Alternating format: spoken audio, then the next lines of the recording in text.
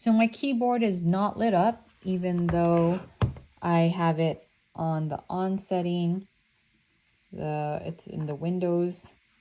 It is hardwired to my laptop and to my screen. The light isn't even coming on. Nope. The only way it is coming on and that would work is if I put it in the mouse version. So now the mouse version can come on.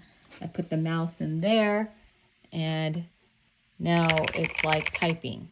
But I don't want to use it with the mouse version. I want to use it in the hardwired version, which should work, and it doesn't.